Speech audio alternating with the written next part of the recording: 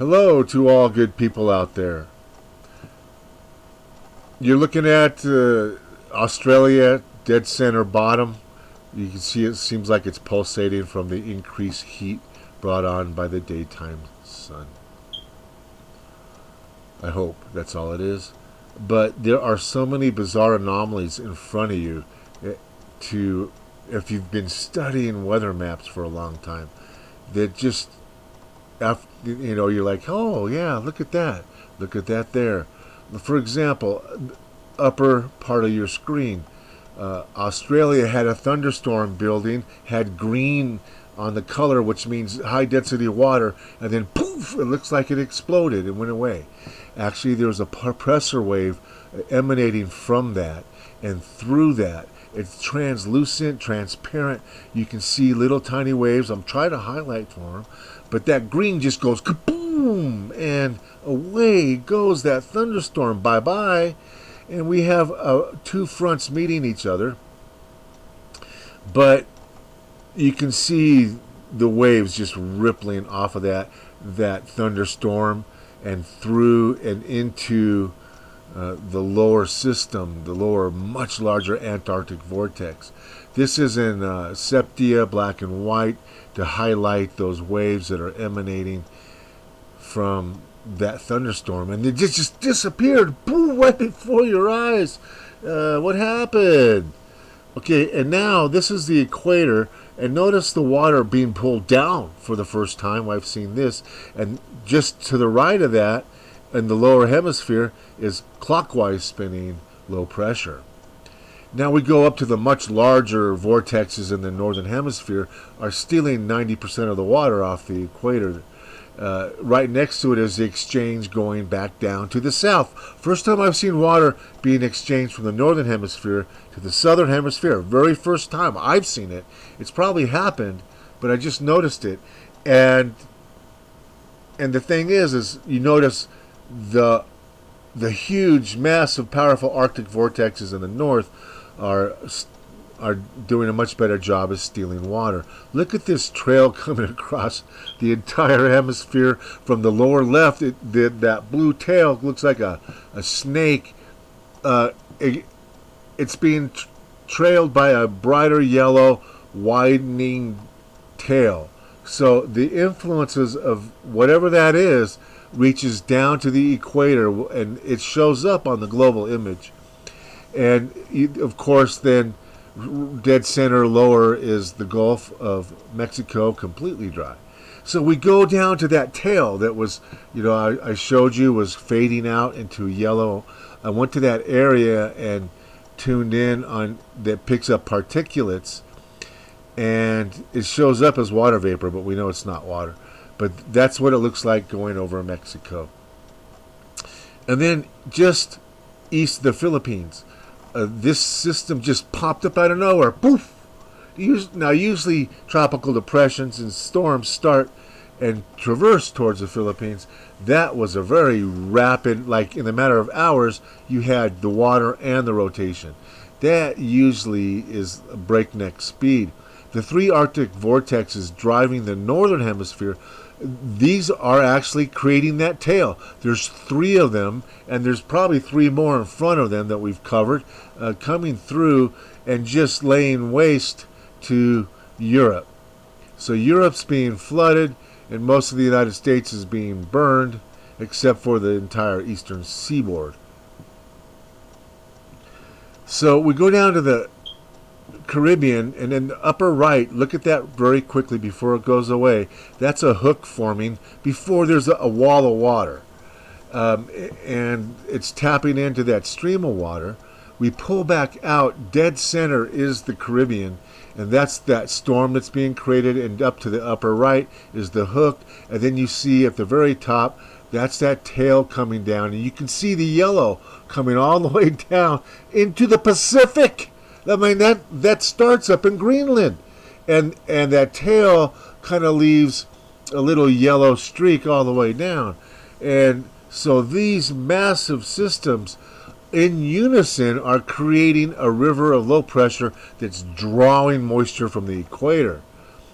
The tight the tightness of some of these spirals are obvious, but when they butt up against this, when the front hits the back of another spiral, they flatten the edge of the trailing spiral. So that's why these things start turning into giant squares, is because there's another system in front of them that's spinning the opposite direction. Why? Because it's the back end of another spiral. So front end of a spiral meets the back end of a spiral. They oppose one another in terms of direction. And I've highlighted the low pressure spins because they're not that obvious when there's a whole lot of interaction going on. So then when you go back down to the Caribbean, you see how there was water before the spiral, or in this case, as the spiral developed.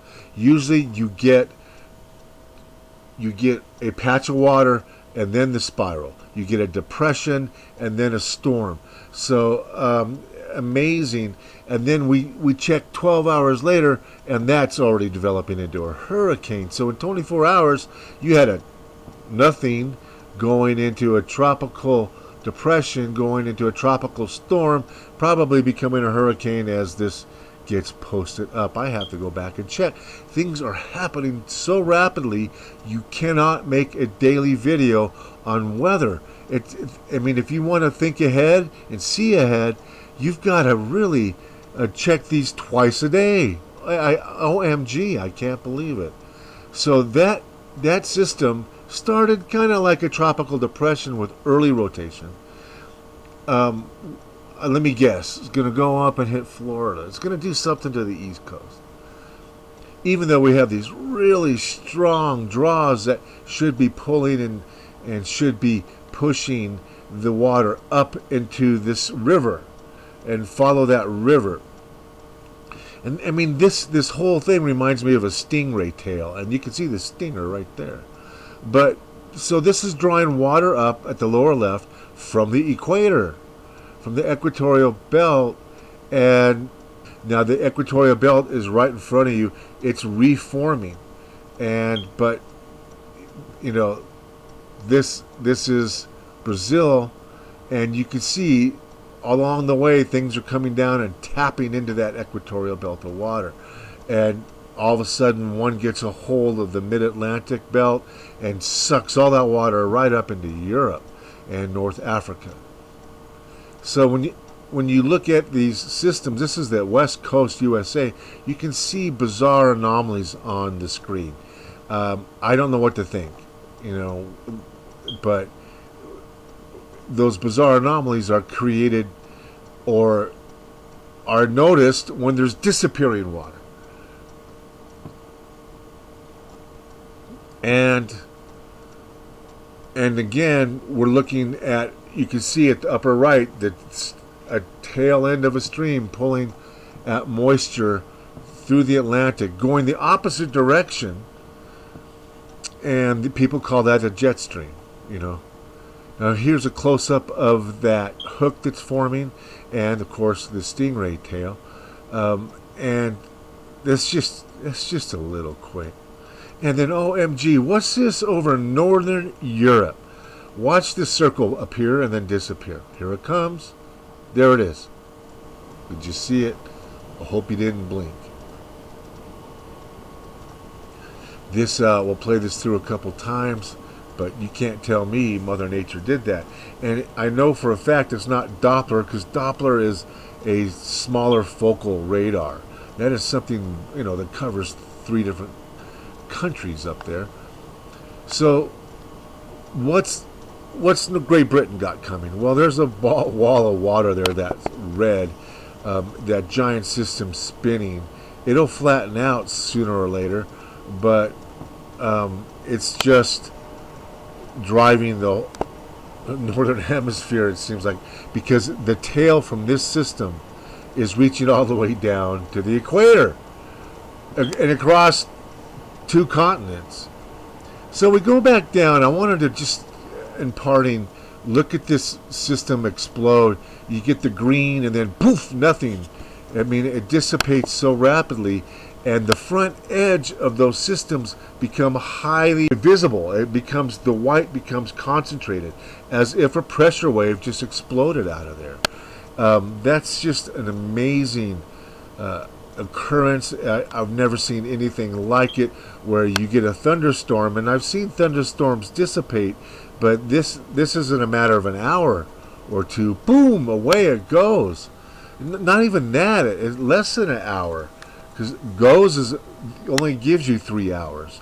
So you get three hours of frames versus the 12 you used to get, and versus the 24 that you used to get. So nobody wants you tracking these patterns. So that's why you have to track them twice a day, or you'll lose perception of what's going on. You lose track of the storms, because all of a sudden you get another one that's in the same vicinity, and the other one disappears, and you're like, well, is that tropical storm Hannah-Banna? So it's crazy what's going on. This is just crazy. Some of it can be explained by a hotter atmosphere. We're really warming fast. That's why everything's dying, and that's why it's hard to grow. And then you get these big systems that move through, pull water from as far north as they can reach, and bring it as far south as it will go. And then all of a sudden one night you'll get a freezing temperature, and then you go back to the extreme heat again. So Northern California got a little bit of rain. I heard the bands are moving really fast across that state. We'll have to go back in and see if that water keeps disappearing as it reaches the California coast. And we'll see how that goes. But until next time, be prepared, not scared.